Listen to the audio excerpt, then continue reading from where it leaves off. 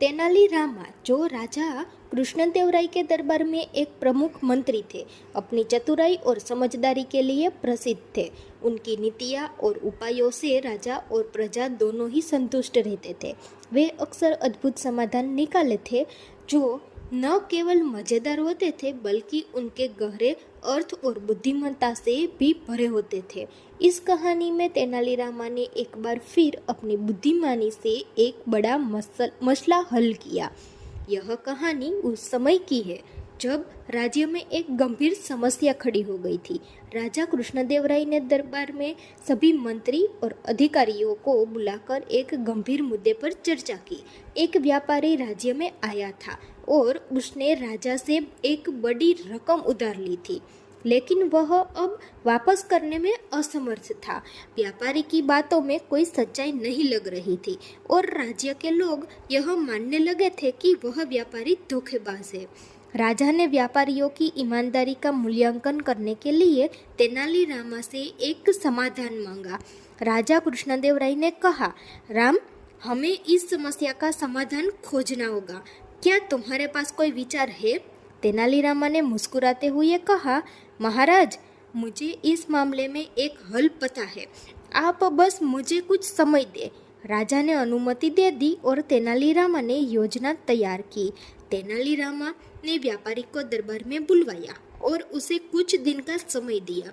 व्यापारी कुछ समझ नहीं पाया, लेकिन उसने तेनालीरामा की बात मानी। तेनालीरामा ने व्यापारी से कहा, मैं तुम्हें एक अवसर देना चाहता हूँ। तुम मेरे साथ एक सौदा करोगे।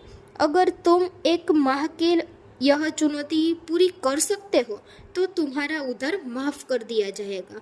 व्यापारी ने खुशी खुशी यह चुनौती स्वीकार कर ली।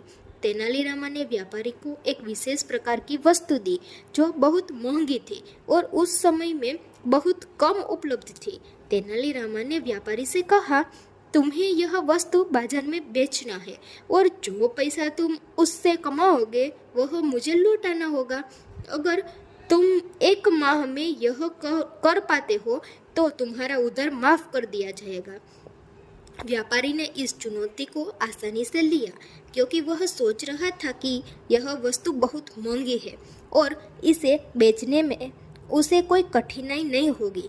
उसने बाजार में जाकर यह वस्तु बेचने की कोशिश की, लेकिन वह किसी को भी इसे बेचने में सफल नहीं हुआ।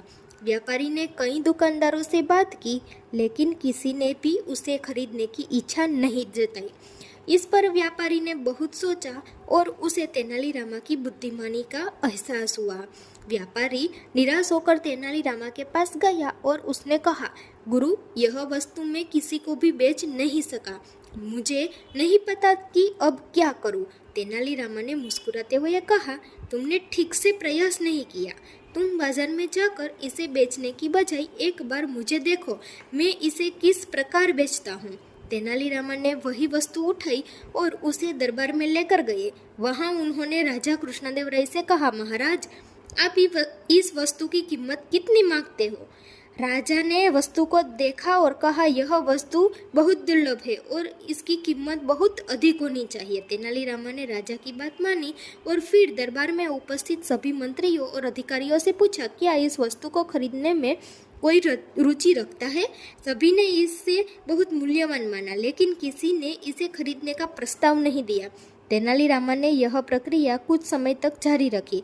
फिर उन्होंने कहा, यह वस्तु अब खरीदने के लिए खुली है, लेकिन इसकी कीमत अब बहुत बढ़ गई है। राजा और मंत्रियों ने सोचा कि यह वस्तु अब अधिक मूल्यवान हो गई है, इसलिए उन्होंने इसे खरीदने का फैसला किया। तेनालीरामा ने उसी वस्तु को राजा और मंत्रियों से बहुत अधिक कीमत पर बेच दिया। व्यापारी का उधार माफ कर दिया गया और राजा कृष्णदेवराय ने तेनालीरामा की बुद्धिमानी को सराहना की। इस कहानी से हमें यह सीखने को मिलता है कि कभी कभी समस्याओं का समाधान सरल और चतुराई से होता है। तेनालीरामा ने व्यापारियों की ईमानदारी की परीक्षा ली और अपने तरीके से उसने यह साबित किया कि असल में क्या महत्वपूर्ण था। यह समझ कि सही समय पर सही निर्णय लेना चाहिए। राजा कृष्णदेवराय ने तेनालीरामा को शाबाशी दी और कहा, राम, तुम हमेशा हमें चौंकाने वाले उपायों से मार्गदर्शन करते हो। तुम्हारी बुद्धिमानी की कोई सीमा नहीं है। इस प्रकार तेनालीरामा ने न केवल व्यापारी की समस्या हल की, बल्कि राज्य में एक बार फिर अपने बुद्धिमान तरीके से सभी का दिल जीत लिया।